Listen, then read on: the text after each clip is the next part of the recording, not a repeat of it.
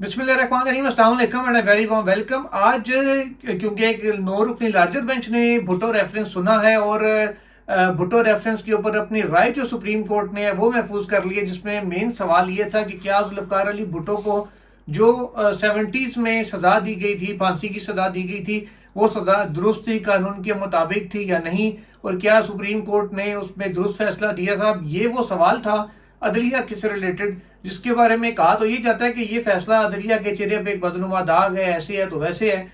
ये सारी राय अमूमी है, जजिस की भी, बहुत सारे वकला की भी और सियासी लीडरान की भी। अब ये इस राय को सुप्रीम कोर्ट क्या उस फैसले को बरकरार रख सकती है, या आर्टिकल 186 जिसकी इंतहाई लिमिटेड ज्यूरिसडिक्शन है, जिसमें सिर्फ अदालत ने दो चीजों का तयन करना है। पहला ये कि सदर की जानिब से पूछा गया सवाल कानूनी नोयत का है या नहीं, दूसरा ये कि वो अवामी और कानूनी नोयत का सवाल इस काबिल है कि सुप्रीम कोर्ट उसका जवाब दे सके। कानूनी नुक्ता होगा तब जवाब दिया जाएगा, अदरवाइज नहीं। और तीसरा ये कि क्या सुप्रीम कोर्ट 186 की ज्यूरिसडिक्शन में, यानी जिसमें सिर्फ राय दे सकती है, मशवरा दे सकती है कि ये चीज ऐसे नहीं ऐसे होगा, उस ज्यूरिसडिक्शन में एक पुराने अपने फैसले को कलअदम करार दे सकती है या वापस ले सकती है। ये बहुत बड़ा एक आईनी भी इसमें इबाम है। आज चार रुकनी बेंच मेरे साथ मौजूद है। बशारत राजा साहब हमेशा की तरह मेरे साथ होते हैं, सुहेल रशीद साहब हैं। आज साकिब बशीर साहब से हमने रिक्वेस्ट की है और उन्होंने आज हमें टाइम दिया है। साकिब साहब बहुत शुक्रिया। तो आगाज करते हैं जनाब, सुहेल रशीद साहब से आगाज करते हैं। आज बड़े कीनली उन्होंने ऑब्जर्व किया, खासकर जो मौकफ था सारा अहमद रजा कसूरी साहब का, जो भुट्टो के खिलाफ कंप्लेनेंट थे, जिनके बेसिकली कत्ल की साजिश ये थी, जिसमें सजा हुई थी जुल्फकार अली भुट्टो को।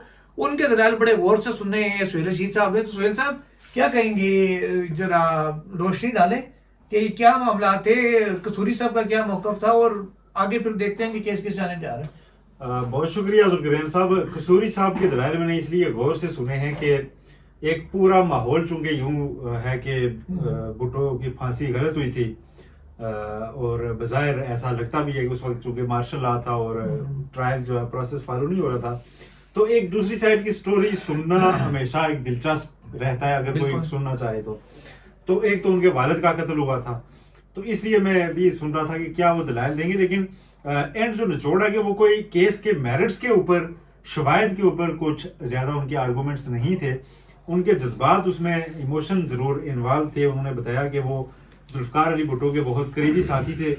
निशान ए पीपल्स पार्टी एक अवार्ड था जो कि सिर्फ 5 लोगों को मिला पीपल्स पार्टी में, जिनमें से एक अहमद रजा कसूरी साहब थे। तो वो कहते हैं कि जुल्फकार अली भुट्टो के 4 बयानात थे ऐसे जिनके ऊपर मेरा उनसे इख्तलाफ शुरू हुआ, और ये सारे बयानात जो बांग्लादेश लग हुआ सकूत ढाका उससे, उसके पस मंजर में थे कि उससे पहले जो भुट्टो साहब के बयानात आ रहे थे जिसपे हेडलाइंस लग रही थी, इधर तुम उधर हम वाली, उधर तुम इधर हम वाली। तो कहते हैं कि उनके ऊपर मेरा इख्तलाफ था उनके साथ 71 में। तो चीफ जस्टिस ने यह कहा कि आप तो 71 की बात कर रहे हैं, उस वक्त भुट्टो प्राइम मिनिस्टर नहीं थे, आप केस पर आए, वो तो 74 में मर्डर होता है। तो कहते हैं जी उसके बाद मेरे ऊपर कोई 15-16 बार अटेम्प्ट हुआ है कि मुझे मारने की कोशिश की जाती गई है। तो वो कहते हैं कि 74 में फिर एक ऐसा हुआ, वो उनका मौकफ ये है कि उनके फोन जो के टेप हो रहे थे, तो किसी को पता चल गया था कि वो एक शादी के सिलसिले में एक कवाली नाइट है कहीं, तो वहां पे जा रहे हैं। तो वहां से वापस निकले तो उन्होंने सामने जो है ना पूरा प्लान किया हुआ था और उन्होंने फायर किया, तो जो बदकिस्मती से मेरे वालिद को लग गई गोली और वो उसमें जो है ना जावाहक हो गए। तो बेसिकली साजिश मुझे मारने की थी, मेरे वालिद उसका शिकार हो गए। मसला यहाँ से शुरू हुआ कि 74 में यह कत्ल होता है और 76 में पुलिस इस केस को बंद कर देती है, दाखिली दफ्तर कर देती है, और जाके उसमें मजिस्ट्रेट से ऑर्डर ले लेती है कि ये केस दाखिली दफ्तर है, ये आगे नहीं चल सकता, सुराग नहीं मिला हमें, कातिल कौन थे, किधर गए।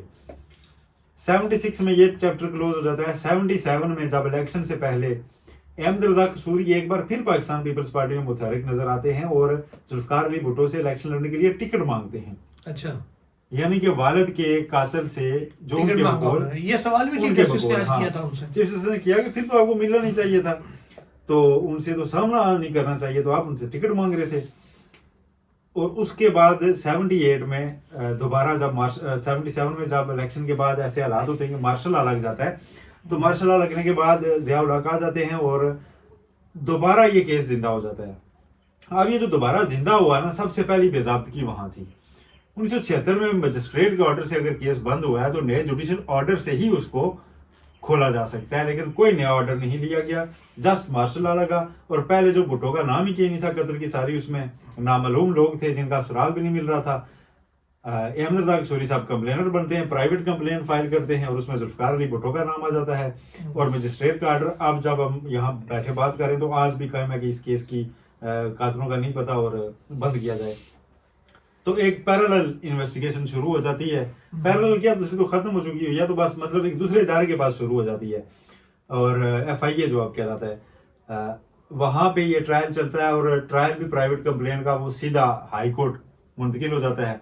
हाई कोर्ट पहले जनाब कत्ल के केस में सीधा फैसला देती है, सजा होती है और फिर सुप्रीम कोर्ट उससे बरकरार रखती है। अहमद रजा कसूरी से सवाल ये था उनका कि आप इतने साल खामोश क्यों रहे, बाद में आपने जाके कंप्लेंट फाइल की और भुट्टो का नाम दिया। तो कसूरी साहब कहते हैं कि मुझे पता था कि मैं मार्क किया गया हूँ, मुझे कत्ल किया जाना है, भुट्टो साहब मेरे ऊपर फिर हमला करवा सकते हैं, इसलिए मैं थोड़ा स्मार्ट प्ले किया और मैं उनके साथ बज़ाहिर सामने नज़र आता रहा कि जी मैं उनके साथ हूँ, उनकी पार्टी में, और टिकट भी मांगता रहा, लेकिन बाद में मैंने उनके खिलाफ कंप्लेंट दायर की। अब उस कंप्लेंट के बाद गवाह, एक वादा माफ गवाह जिसका आज पता नहीं चला, हुकूमत ने आज बयान दिया सुप्रीम कोर्ट में कि कुछ पता नहीं चला कि वो कहाँ गया, जिंदा है या नहीं है, क्योंकि सुप्रीम कोर्ट कुछ दिलचस्पी रखती थी उसके बारे में जानने में। मसूद महमूद, तो उनका पता नहीं चल सका। आज सुप्रीम कोर्ट को आगाह किया गया कि 3 वजारतें उस पर काम कर रही हैं, लेकिन FIA को भी पता नहीं चला कि वो बंदा किधर है। अब वो बंदा कसूर से था और उस बंदे ने अपने बयान में ये भी क्लेम कर रखा है कि वो अहमद रजा कसूरी की फैमिली का फ्रेंड है, और कसूरी साहब ने आज कहा जी नहीं, ये बात उसने गलत किया, मेरा तो उससे कोई उस तरह ताल्लुक ही नहीं था। तो फिर उस गवाह को झूठा तो कसूरी साहब खुद डाल गए, ठीक है। फिर दूसरा जो गवाह था केस का, वो कह रहा था कि मुझे प्राइम मिनिस्टर ने खुद बुलाया, कहा था कत्ल करो। एक गवाह कह रहा था नहीं, मुझे किसी डिप्टी डायरेक्टर ने या डायरेक्टर ने कहा था। एक तो खुद डिप्टी डायरेक्टर थे उस इदारे के, FIA के। तो ये सारा केस था। इसमें अब राय सुनी गई है सारों की और फैसला महफूज किया है सुप्रीम कोर्ट ने, और सदर के जो क्वेश्चन है उस पर आंसर करना है कि क्या ये आईनी था ट्रायल या नहीं था, उस वक्त कोर्ट्स आज़ाद थी या नहीं थी, और उस वक्त जो साबिक जज जस्टिस नसीम हसन शाह, उनके जो इंकशाफात थे, जो उनका इंटरव्यू था, उनकी जो किताब है, उसके तनाजुर में क्या तासुब साबित नहीं हो जाता। ये सारे वो क्वेश्चन है जिसके ऊपर सुप्रीम कोर्ट ने आंसर करना है और अपनी राय देनी है सदर पाकिस्तान को इस सारे मामले के ऊपर। अब साकिब बशीर साहब को इन्वॉल्व करते हैं, फिर मैं बशारत राय साहब की तरफ आऊंगा। साकिब भाई, आपको केस आपके सामने ये सारा आपने देखा भी है, इसको पहले भी देखते रहे हैं, आपको लगता है सुप्रीम कोर्ट ये इस जुरिस्डिक्शन में 186 में ये 184(3) और 187 वाले इख्तियार इस्तेमाल करेगी, जो कि वो कर नहीं सकती। 187, 184, 185 में इस्तेमाल होता है या 184(3) में होता है। तो आपको लगता है कि ये सुप्रीम कोर्ट इस साइड पर जाएगी, या अगर फर्ज करें अगर जाती है और कह देती है कि जी भुट्टो साहब का फांसी दुरुस्त नहीं थी, सजा गलत हुई थी, तो कल को फिर किसी और सियासी जमात का सदर आएगा, वो अपने लीडर की सजाओं को इस तरह गलत करार दिलाने लग जाएगा। तो ये तो या खाली मार्शल लॉ की बेस पे अगर सुप्रीम कोर्ट ने कहा जी मार्शल लॉ में अदालतें आजाद नहीं थी, तो फिर तो उस इरा के जितने फैसले चाहे जमीन की तकसीम है चाहे दूसरे पे सारे दोबारा खोलने पड़ेंगे, या चुनतखब किस्म का इंसाफ देना सुप्रीम कोर्ट ने। पहली बात तो ये है कि ये सुप्रीम कोर्ट का कहना कि मार्शल लॉ के दौर में अदालतें आज़ाद नहीं थी तो अब वो उसकी दुरुस्तगी कर रहे हैं, तो उनके लिए ये इतलान अर्ज है कि अदालतें आज भी आज़ाद नहीं हैं। आज भी एक साबिक वज़ीर-ए-आज़म का ट्रायल रिसेंट पास्ट में हमने देखा है। उस ट्रायल में अभी जो सुहेल रशीद साहब ने जो प्रोसेस की गलतियां बताई हैं, उसमें किस तरह वायलेशन हुई, डायरेक्ट हाई कोर्ट ने ट्रायल किया, फिर दरमियान में जब एक दफ़ा इंक्वायरी बंद हो गई फिर दोबारा खुल गई, तो ये सारी चीज़ें इससे मिलती जुलती इसी सुप्रीम कोर्ट की नाक के नीचे ये सारी हुई हैं। बिल्कुल। और इस सुप्रीम कोर्ट ने बिल्कुल कोई बात नहीं की नहीं। ये जो हाई कोर्ट है वो साथ है, उसकी नाक के नीचे सब कुछ हुआ है, सरेआम हुआ है। उस पे ऐसा ट्रायल हाई हुआ कोर्ट में तो पिटिशनर भी बहुत सारे पिटिशनर भी आए, वो ऐसा ट्रायल हुआ है जिस ट्रायल पे मुखालफिन भी कहते हैं कि यार ये तो नहीं बरकरार रह सकेगा। तो इसका मतलब ये हुआ कि ये कहना कि ये सिर्फ मार्शल लॉ के दौर में हुआ है, ये मार्शल लॉ के अलावा भी यही कुछ हो रहा है। अगर सुप्रीम कोर्ट ये जो है वो आंख खोल ले, 45 साल के बाद जो है वो एक केस को खोल के उस पर अपने जो है वो दाग धोने की बुनियादी तौर पर कोशिश है। आपने जो बात की लॉ की, तो वो तो जो भी होगा, लेकिन मुझे ऐसे लगता है कि जो सरबराह है اس بینچ کے چیف جسٹس قاضی فائز عیسیٰ وہ کوئی نہ کوئی راستہ نکالنا چاہتے ہیں ہر صورت میں، اور وہ نکالیں گے تاکہ ان کی جب وہ جائیں تو یہ لکھا جائے کہ انہوں نے 45 سال پہلے کیا ہوا جو ایک غلطی تھی یا ایک داغ تھا عدلیہ پر، وہ انہوں نے دھویا، وہ انہوں نے ٹھیک کیا، اور جو داغ ان کی موجودگی میں لگ رہے ہیں عدلیہ پر، یہ پھر بعد میں آنے والے دھوئیں گے۔ اچھا، یہ ان کے بعد جو آنے والا دھوئے گا۔ اچھا صحیح۔ رائے صاحب، آج جو جمال مندخیل صاحب نے یہ سوال بھی پوچھا ہے، عامر رحمان صاحب نے کہا، ایڈیشنل اٹارنی جنرل نے، کہ اس وقت بظاہر یہ لگ رہا ہے کہ اس وقت کی سرکار کی یعنی حکومت کی مداخلت تھی اس ٹرائل کے اندر، اس عدالتی نظام میں اور سارے کیس میں، تو مندخیل صاحب نے ان سے کہا کہ جی آپ اس بات کو اب کیسے میک شور کریں گے کہ آج بھی یہ مداخلت نہ ہو؟ تو انہوں نے کہا جی نہیں، ہم تو عدلیہ کے آزادی کے دائی ہیں، ابھی نئی حکومت بن رہی ہے تو وہ آئے گی تو معاملے کو دیکھے گی کہ کیا کرنا ہے اور کیا نہیں کرنا۔ تو بڑا پرٹیننٹ کوسچن نہیں تھا ان کا مندخیل صاحب کا، یہ کیا کہیں گے رائے صاحب؟ بہت شکریہ ذوالقرنین صاحب۔ یہ ثاقب بشیر صاحب نے جو بات کی نا کہ آج بھی عدالتیں جو ہے نا وہ آزاد نہیں ہیں، میں اس سے اتفاق کرتے ہوئے ان کی بات کو آگے بڑھاتے ہوئے یہ کہتا ہوں کہ حاجی حبیب الرحمان صاحب ایک آئی جی گزرے، انٹیلیجنس بیورو کے سربراہ بھی رہے ضیاء الحق کے دور میں، انہوں نے ایک کتاب لکھی ہے کیا کیا نہ دیکھا۔ اس کتاب میں وہ ذکر کرتے ہیں کہ جنرل ضیاء الحق 78 میں، اس طرح انہوں نے سوری شیر صاحب نے بتایا نا 77 میں وہ کیس کھلا دوبارہ جا کر، 78 میں جنرل ضیاء الحق چاہتے تھے کہ بھٹو کو پھانسی پر اٹکا دیا جائے، اور اس وقت کے جو جسٹس انوار الحق تھے نا وہ ان کے ساتھ رضامند تھے، وہ اپنی کتاب میں لکھتے ہیں رضامند تھے۔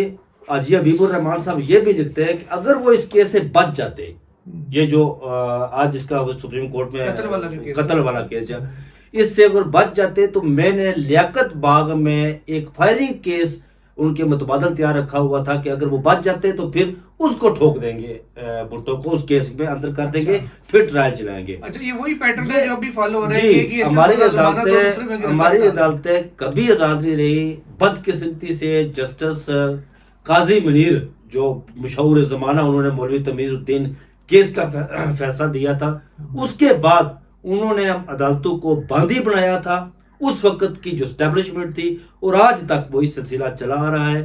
ہماری عدالتیں باندھی ہیں ان کی، کبھی بھی آزادانہ فیصلے ہماری عدالتوں نے نہیں کیے۔ ثاقب بشیر کی بات سے میں اتفاق کرتا ہوں کہ انہوں نے کہا کہ ان کی سپریم کورٹ کی ناک کے نیچے ہائی کورٹ میں جس طرح ٹرائل ہوا، اور پھر اڈیالہ جیل میں جا کر جس طرح ٹرائل ہوا، توشہ خانہ، سائفر، دوسرا تیسرا، ابھی جو القادر ٹرسٹ لگا ہوا ہے، کون سی عدالتیں آزاد؟ اگر عدالتیں آزاد ہوتی تو یہاں پر جس طرح انتخابات سے قبل پاکستان تحریک انصاف کے کینڈیڈیٹ سے جو پیپر چھینے جا رہے تھے، لوگوں کو اٹھایا جا رہا تھا، ان کو غائب کیا جا رہا تھا، جو ان کے سیکنڈری پرپوزل تھے ان کو بھی۔ آپ کو روک رہا ہوں کیونکہ پی ٹی آئی کو کاغذ کا ٹکڑا نہیں دکھا سکی تھی اس معاملے پہ، بندے انہوں نے دکھا دیے، یہ وہی بات ہے نا، کاغذ کا ٹکڑا نہیں تھا۔ اچھا، میں آپ سے بڑا انٹرسٹنگ سوال پوچھنے لگا ہوں۔ صاحب، آپ کی جو دوست ہیں جن کا بڑا لمبا تعارف ہمیں کراتے ہیں، ان سے خواجہ آصف صاحب نے سلام بھی نہیں کیا، یہ کیا چکر تھا؟ یہ نہیں، خواجہ آصف صاحب سے میری بات نہیں ہوئی۔ پہلے تو وہ جب وزیر نہیں ہوتے تھے تو یہ کس کا ذکر ہو رہا ہے، کس سے سلام نہیں کیا گیا؟ نواز، میں آپ کو بتاتا ہوں نا، وہ یہ کہ جو انہوں نے کہا خواجہ آصف صاحب سے، خواجہ آصف صاحب جب پیڈم سرکار آئی تھی، پہلے تو وزیر نہیں تھے، تو میں جب انہیں کال کرتا ہوتا تو کال اٹینڈ کرتے ہوتے، جی پتر فرمائیے، یہ وہ سارا کچھ۔ جب وہ وزیر بنے تو اس کے بعد میں نے ایک دفعہ کال انہیں کی تو انہوں نے کال اٹینڈ نہیں کی، تو پھر میں نے کال کرنا چھوڑ دی انہیں۔ ہوا یہ کہ حلف والے دن، جس دن الیکشن والے نہیں تھے، ہاں، وزیر اعظم کا الیکشن جو ہو رہا تھا پارلیمنٹ میں، قومی اسمبلی میں، جب شہباز شریف صاحب انہیں 201 ووٹ پڑا تو وہ سب سے پہلے شہباز شریف صاحب اٹھے تو انہوں نے جو ہے نا وہ سلام کیا، جعلی منصور الحاج ہیون فیلڈ المعروف باؤ جی ہیون فیلڈ ہال مقیم رائے ونڈیا۔ وہ کھڑے بڑے پریشان تھے، وہ وہاں پر بیٹھے ہوئے، وہ کھڑے ہوئے، خیر انہوں نے انہیں سلام کیا، ان سے گلے ملے، مانگا کیا، تو پھر اتنی دیر میں وہ پیچھے ہٹے تو پیچھے سے خواجہ آصف صاحب آ رہے تھے، تو ہاتھ انہوں نے ایسے کیا، نواز شریف صاحب نے انہیں خواجہ آصف صاحب کو سلام کرنے کے لیے ایسے ہاتھ، بلکہ کافی دیر تک انہوں نے اس طرح ہاتھ رکھا، تو خواجہ صاحب آ کے تو انہوں نے جفے ڈالے جناب شہباز شریف صاحب کو، جو آٹا کپڑے بیچ کر آٹا خریدنے کے کبھی پرائم منسٹر کو جفے ڈالتے ہو، میاں نواز شریف صاحب اس طرح ہاتھ کرتے، مجھے یہ اچھی چیز نہیں لگی۔ میں آپ کو بتاؤں، میں قیوم صدیقی صاحب سے بھی اس کا ذکر کر رہا تھا، اور قیوم صدیقی صاحب نے بھی اس بات کو انڈوز کیا کہ اچھی بات نہیں ہے کہ ایک 3 دفعہ پرائم منسٹر رہنے والا بندہ، پھر آپ جناب لیڈر کہتے ہیں، لیڈر کہتے ہیں آپ اسے، سلام بھی نہیں مطلب اتنا یار چڑھتے سروج کے پجاری بن کے خواجہ آصف صاحب آپ کون سا، آپ وہی ہے نا جو میاں نواز شریف صاحب نے آپ کو بلایا تھا لندن تو انہوں نے کچھ کہا تھا تو یہاں آ کر آپ نے کچھ وہ کہہ دیا کہ جنرل باجوہ کو لائن میں لگ کر آپ ووٹ دیں، وہی آپ اپنے مطلب کہ بات کرتے ہیں کہ اچھی بات نہیں تھی جو انہوں نے. اگر ایسا ہوتا جب یہ خبریں چلیں پارلیمانی پارٹی اجلاس کے بعد کہ جی یہ بات ہوئی ہے اور ووٹ دینے کا فیصلہ ہوا ہے، اگر میاں صاحب نے کوئی اور انسٹرکشنز دی ہوتی تو میاں صاحب فوری وہاں سے فون کر کے سب ارکان کو نہ منع کرتے کہ ووٹ نہیں دینا رہا. ایسے بھی یہ ٹیکٹکس ہوتے ہیں سارے، وہ ایسا ہی ہے. لیکن خواجہ آصف ساری پارٹی جا کے ووٹ دیتی ہے. مریم نواز یہ شاید خاقان عباسی صاحب اس بات کا ذکر کرتا ہے جی جب وہ پرائم منسٹر تھے، شاید خاقان عباسی صاحب جب اس کے بعد جب وہ پرائم منسٹر تھے عمران خان، جب ان کے خلاف تحریک اعتماد ہوا، جب وہ چلے گئے ایک دفعہ پھر آپ کو پتہ یاد ہوگا آپ کو کہ ایک دفعہ پھر ان کی تیسری ٹرم کے لیے ان کی مدت میں توسیع کی بات ہو رہی تھی. اس وقت بھی یہ شاید خاقان عباسی نے آن دی ریکارڈ یہ بات کی کہ خواجہ آصف صاحب سارا رول ادا کر رہے تھے کہ جی ٹھیک ہے ہونی چاہیے، ان میں ان کی مدت ملازمت میں توسیع ہونی چاہیے. خواجہ آصف صاحب کو ایسا نہیں کرنا چاہیے یار کہ ایک 85 سے لے کر آپ انتخابات لڑ رہے ہیں اور اپنے آپ کو سیزنڈ پالیٹیشین کہتے ہیں. یہ باتیں ہیں جن کو فون کر کے وہ الیکشن جیتے تھے تو انہیں کو ہی وہ دوبارہ ایکسٹینڈ کرانا چاہ رہے تھے، کیا ایسی بات ہے؟ دیکھیں خواجہ آصف صاحب جو ہے نا وہ اب اس سیاست کے بڑے دلچسپ سے اور بڑے عجیب سے کریکٹر بن گئے کہ سیالکوٹ سے وہ جیتے ہوئے ہیں، لیکن تمام ٹی وی چینلز، تمام ویب سائٹس پہ وہاں سے فاتح کا انٹرویو ریحانہ ڈار صاحبہ کا ہو رہا ہے. تمام لوگ انہیں ویلیو کر رہے ہیں اور ان کو ایک ہیروئک رول میں رکھا گیا ہے. میں نے دیکھا کہ اکثر جب آپ سکرین چینج کریں تو کسی نہ کسی ٹی وی چینل پہ ریحانہ ڈار صاحبہ کو بٹھایا ہوا ہے اور ان کو پورا فلور دیا ہوا ہے، کیونکہ کہیں نہ کہیں لوگ سمجھ رہے ہیں کہ الیکشن جو ہے نا وہ جیت گئی ہے. تو خواجہ صاحب جو ہے نا اس ڈار فیملی کی چھری تھلے سے بچتے بچتے کتنا عرصہ ہو گیا ان کو کہ میں سب سے پہلے آپ بتاؤں کہ پہلے ان کو 2018 میں بھی پہلے ان کو تو یاد نائل کروا دیا تھا عثمان ڈار صاحب نے اور ہائی کورٹ سے، اور ایک ایسے جج نے دیا تھا کہ جو عموماً نائل نہیں کرتے. منڈا صاحب نے کہا تھا ود ہیوی ہارٹ، ہم کو کوئی آپشن نہیں رہ گیا کہ بندہ بنتا ہی 62(1) کے تحت نائل ہے، تو نائل کر دیا تھا. بعد میں سپریم کورٹ سے وہ خیر خواجہ صاحب باز نکلتے ہیں، ٹھیک ہے. اس کے بعد پھر پچھلا الیکشن جس کے بارے میں بعد میں بات نکلی تھی کہ رات کو کال آ گئی تھی اور بات کسی اور نے نہیں کی، کال ریسیو کرنے والے نے خود کر دی. اس وقت کا D G I S P Babar Iftikhar نے نہیں کرتے، یہ رات کو الیکشن آ رہے ہوتے ہیں اور کہہ دیتے ہیں جی کہ ہمیں بچائیں، ٹھیک ہے. اب اس بار ریحانہ ڈار صاحبہ بظاہر فارم 45 پہ جن کو کہتے ہیں کہ واضح برتری حاصل ہے، ٹی وی چینلز پہ جو رپورٹ بھی ہو گیا تھا رزلٹ، لیکن خواجہ آصف اب پھر کہہ رہے ہیں کہ میں جیتا ہوا ہوں.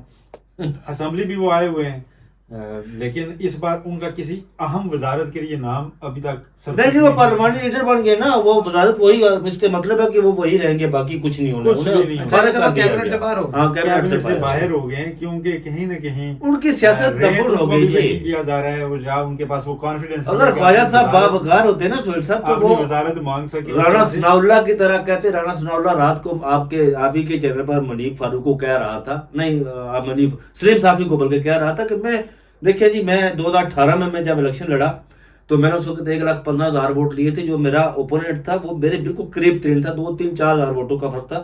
اب اس دفعہ اس نے 15-18 ووٹ زیادہ لے لیے، وہ جیت گیا.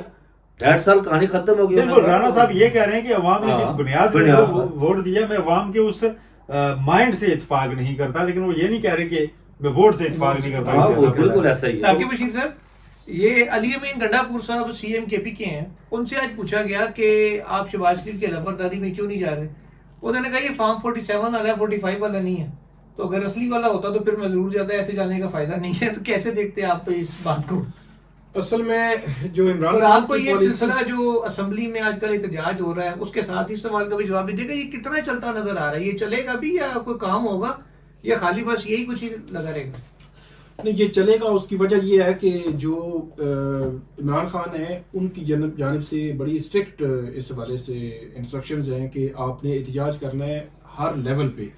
اس لیے آپ نے دیکھا کہ پچھلے 4-5 روز سے جو ہے وہ پارلیمنٹ میں بڑا جو ہے وہ احتجاج ہو رہا ہے، نعرے بازی ہو رہی ہے، اور بظاہر وہ احتجاج، وہ جو اجلاس ہے اس کو چلنے نہیں دے رہے. اسی طرح سڑکوں پر بھی احتجاج ہونا ہے. اور جو علی امین گنڈا پور ہیں وہ انہوں نے آج جو انکار کیا ہے وہ بنیادی طور پر وہ اسی کی کڑی ہے جو اسٹرکٹ ایک پالیسی آئی ہے اڈیالہ جیل سے.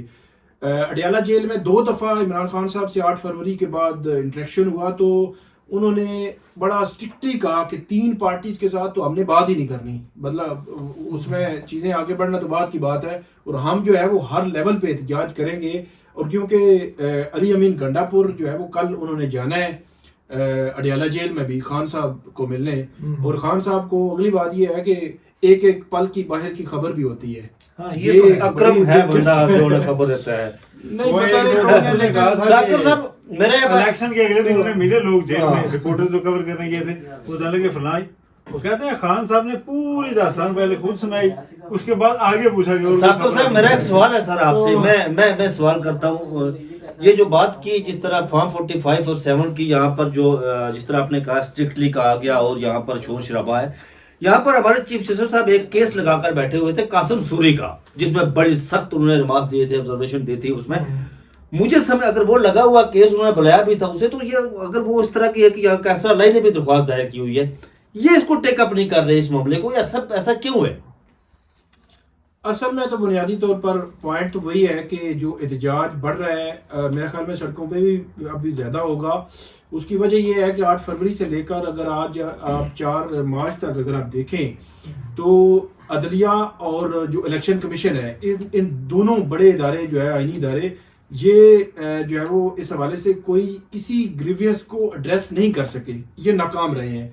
اس کی وجہ یہ ہے کہ اتنے بلیٹنٹ لیول پہ شکایات ہیں جو مینڈیٹ چوری کی, کہ اب تو جو سلمان اکرم راجہ ہیں وہ 2 دن پہلے مجھے ملے, تو میں نے ان سے پوچھا کہ اب وہ پہلے ظاہر سی بات ہے پوری زندگی انہوں نے وکالت میں گزاری ہے, اس کا پورا ایک ٹرینڈ مختلف ہوتا ہے.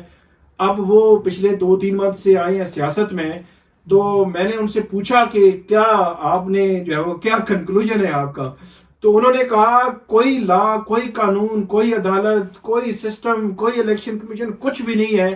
یہاں صرف یہ ہے کہ ایک بٹن ہے, اس بٹن کو جب چاہے بند کر دے, جب چاہے آن کر دے. تو یہ سمپل انہوں نے بالکل نا, کیونکہ سلمان اکرم راجہ سے پہلے بھی میری 2-3 دفعہ بات ہوئی, جب ریٹرننگ افسر میں جب انہوں نے نامینیشن فارم جمع کرواتے ہوئے پھر باہر آتے, پھر وہ ان کے جو پرپوزلز وغیرہ تھے ان کے معاملات تھے, پھر گرفتاریاں تھیں, ان سارے معاملات کو انہوں نے دیکھا. پھر پول ڈے تھا, پولنگ ڈے کے بعد کے جو معاملات, پہلے وہ لاہور ہائی کورٹ, پھر اسلام آباد ہائی کورٹ, پھر الیکشن کمیشن نے اسٹے دیا, اس کے باوجود فارم 47 جاری ہو گیا, پھر وہ آئے, پھر دوبارہ سے ہائی کورٹ میں گئے, پھر الیکشن کمیشن نے وہ پھینک دی جناب. اندازہ لگائیں الیکشن کمیشن کے پاس یہ جتنے کیسز گئے ہیں, الیکشن کمیشن نے سب جو ہے وہ کہا جی جوائنٹ ٹریبیونل دیکھیں. تو اس کا مطلب میں تو یہ رزلٹ نکال رہا تھا کہ پھر الیکشن کمیشن کو جو ضیاع ٹائم کا کرتا ہے, یہ کرنا ہی نہیں چاہیے. اس کو کہیں 8 فروری کے بعد ڈائریکٹ الیکشن کمیشن چلے جائے ٹریبیونل کے پاس, کہ آپ نے اگر ان چیزوں کا ایڈریس نہیں کرنا, تو وہ بات ہے کہ ایک بٹن ہے, بٹن بند کر دیں اور آن کر دیں. تو یہ جو بات ہے نا, یہ سلمان اکرم راجہ جیسا پڑھا لکھا اور لا قانون کو سمجھنے والا, دلیل کے ساتھ بات کرنے والا ملک کے جو قانون ہے اس پر عمل درآمد کرنے والا بندہ اگر اس پوائنٹ پہ پہنچا ہے نا کہ یہ ایک بٹن ہے, تو پھر میرے خیال میں یہ عدلیہ جیسا جو ڈرامہ ہے اس کو بند کر دینا چاہیے, اگر کچھ نہیں کر سکتے. ابھی دیکھیں اسکندر سلطان راجہ صاحب جو بڑے 5 دن ہو گئے جی فیصلہ محفوظ کر کے بیٹھے ہوئے ہیں, جو سیٹوں والا مخصوص نشستوں والا, ابھی تک وہ سنایا ہی نہیں انہوں نے الیکشن کے سر. بعد آج کی جو ہے نا, میں تو آپ سے کہوں گا کہ آپ اپنا جو ویلاگ ہے اس کے شروع میں جو ہے نا اسی بلڈنگ کے باہر میں جائیں اور جا کے ایک چھوٹا سا پیس اور بھی ریکارڈ کریں. ذوالفقار علی بھٹو کے نام کی تختی لگی ہوئی ہے اس عمارت کے اوپر جہاں پہ ہم بیٹھے ہیں, اور یہ ایک عمارت ہی نہیں ہے, کانسٹیٹیوشن پاکستان کا بھی اسی بندے نے دیا تھا. آپ تو وہ زندہ نہیں ہے نا, آپ تو ہم اس کے زیر اثر تو نہیں ہے, یا ہم اس کی پارٹی کو سپورٹ کرنے کے لیے تو نہیں کر رہے, الیکشن بھی ہو چکے ہیں. اس بندے کو سزائے موت دے دی ہوئی ہے, وہ اب واپس آ ہی نہیں سکتا. اور اس عمارت سے اس کی توثیق ہوئی تھی سزائے موت کی.